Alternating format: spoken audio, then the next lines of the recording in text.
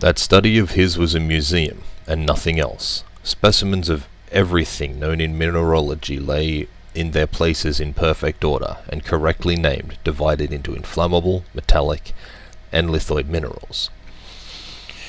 How well I knew all of these bits of science!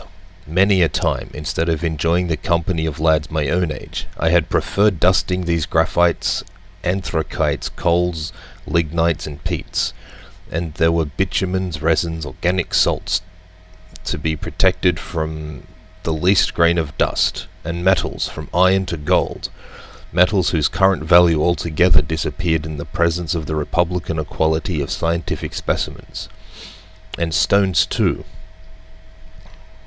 enough to rebuild entirely the house in Königstrasse, even with a handsome additional room, which would have suited me admirably. But on entering this study now, I thought of none of all these wonders. My uncle alone filled my thoughts. He had thrown himself into a velvet easy-chair, and was grasping between his hands a book over which he bent, pondering with intense admiration.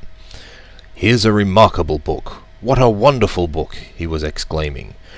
These ejaculations brought to my mind the fact that my uncle was liable to occasional fits of bibliomania, but no old book had any value in his eyes unless it had the virtue of being nowhere else to be found, or at any rate of being illegible. "Well now, don't you see it yet? Why, I have got a priceless treasure that I found this morning in rummaging in old Hevelis's shop at the Jew." "Magnificent," I replied, with a good imitation of enthusiasm. "What was the good of all this fuss about an old quarto bound in rough calf, a yellow faded volume, with ragged seal depending from it? But for all that there was no lull yet in the admiring exclamations of the professor. See," he went on, both asking questions and supplying the answers, "isn't it a beauty? Yes, splendid! Did you ever see such a binding? Doesn't the book open easily? Yes, it stops open anywhere. But does it shut equally well? Yes, for the binding and the leaves are flush, all in a straight line, and no gaps or openings anywhere. And look at its back after 700 years. Why, Bessarion, Kloss, or Purgold might have been proud of such a binding." While rapidly making these comments, my uncle kept opening and shutting the old tome. I really could do no less than ask a question about its contents, although I did not feel the slightest interest. "And what is the title of this marvellous work?" I asked with an affected eagerness, which he must have been very blind not to see through. "This work," replied my uncle, firing up with renewed enthusiasm, "this work is the Heimskringla of Snorre Turleson, the most famous Icelandic author of the 12th century. It is the chronicle of the Norwegian princes who ruled in Iceland." "Indeed," I cried, keeping up wonderfully. "Of course it is a German translation." "What?" sharply replied the professor. "A translation! What should I do with a translation?" "This is the Icelandic original, in the magnificent idiomatic vernacular, which is both rich and simple, and admits of an infinite variety of grammatical combinations and verbal modifications."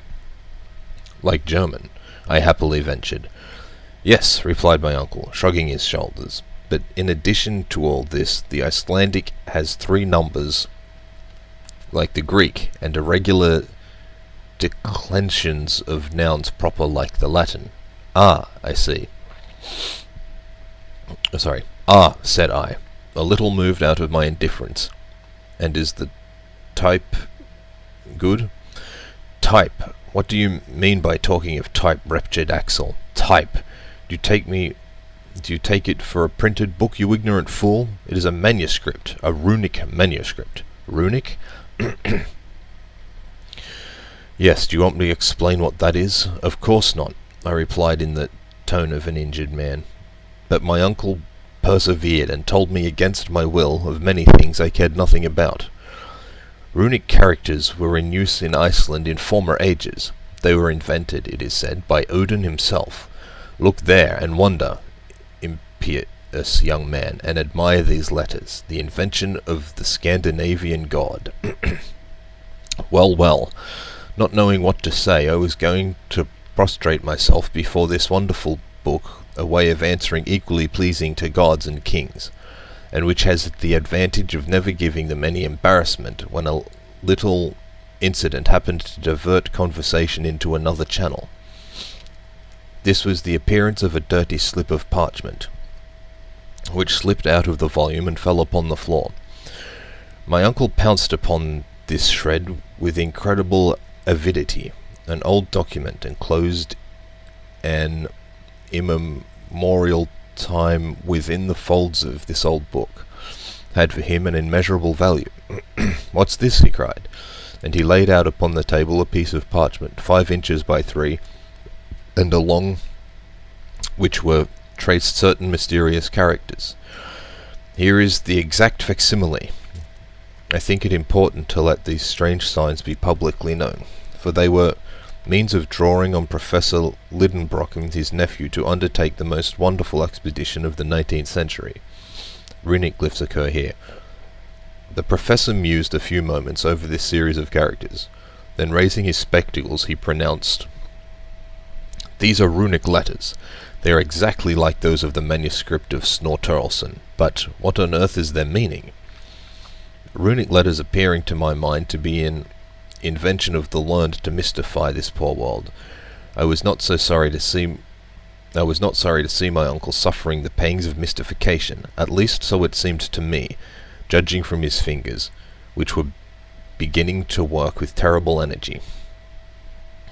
"It is certainly old Icelandic," he muttered between his teeth. And Professor Lidenbrock must have known, for he was acknowledged to be quite a polyglot. Not that he could speak fluently in the 2,000 languages and 12,000 dialects which are spoken on earth, but he knew at least his share of them. So he was going, in the presence of this difficulty, to give way to all the impetuosity of his character, and I was preparing for a violent outbreak, when 2 o'clock struck by the little timepiece over the fireplace.